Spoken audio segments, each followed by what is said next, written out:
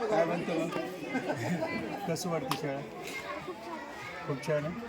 बरं आता तू पुण्या वर्गात चौथीलाच वाटतो, म्हणजे 4 वर्ष झालं या शाळेला जवळून बदलास. काय कसा कसा बदल होत गेला तुझ्या मते शाळेमध्ये?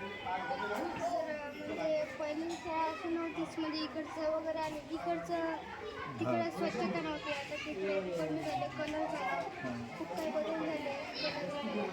मग या बदलाला तुला सवय बदल झाल्यामुळं समाधानी आहेस ना? बरं, तुला आता मराठी शाळेमध्ये तू शिक्षण झालेलं आहे.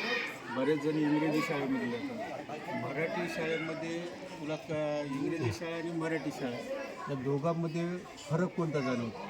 म्हणजे नाही, तर मराठी म्हणजे इंग्लिशचंही शिकवलं जाते, म्हणजे EVS आहे तर नाही, EVSमध्ये इंग्लिशमध्ये शिकवलं जाते त्याची, म्हणून मला तर नाही वाटत की इंग्लिश शाळेमध्ये बरं बरं, अथर्वला विचारायला प्रश्न.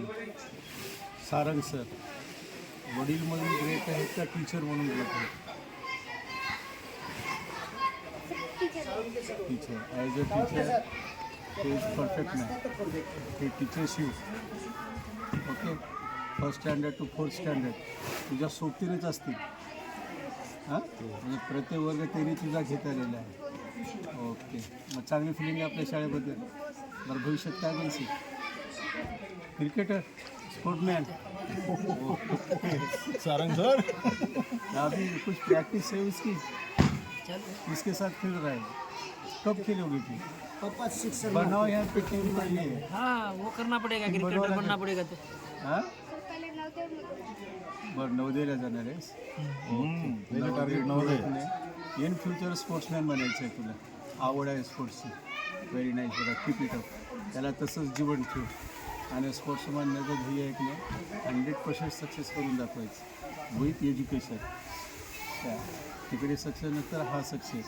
पण ॲज अ स्पोर्टमन बरेचसे स्पोर्टमन पाहतो आपण ते एज्युकेशनमध्ये नसतात, पण त्यांच्या स्किलने त्यांनी काय केलं, स्पोर्टला शो काढलं. आणि आपल्याला काय करायचं